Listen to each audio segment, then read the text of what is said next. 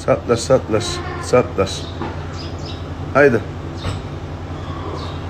Ne ayağın alırsa hiç tutmuyorlar adamlar.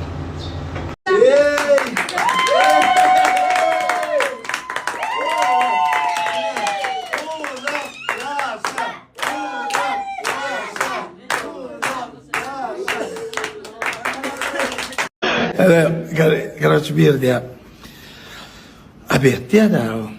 Ana abert biliyor musun? Bir bile üç arasında o adam tutar diyor. Ne elmeyim diyor.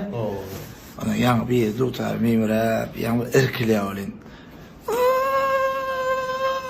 Bafiye gülüyor şey diyor da.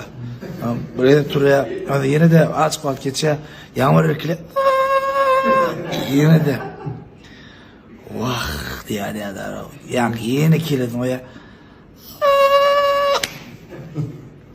Tut ya da ne? Tutup yani kıymırlaman karşı ya da 5 mı geçe 10 mu geçe 10 mu 20 mu geçe ne yapı? Şöyle diye.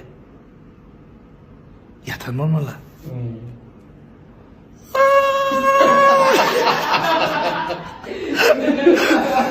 O diyor nasıl etmedik? Amca.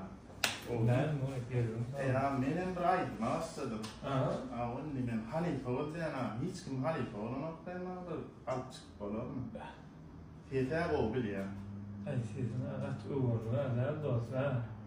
Bize de gatı olur yani yarmayın ayo ayetine.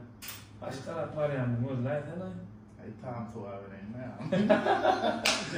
Tamam değiş ya. Olur benim de. Tamam var bu. Tamam.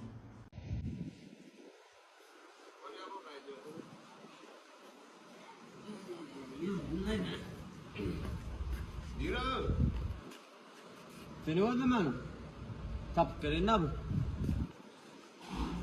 İstiyor mu? Tatmadan ben berde olacaktır.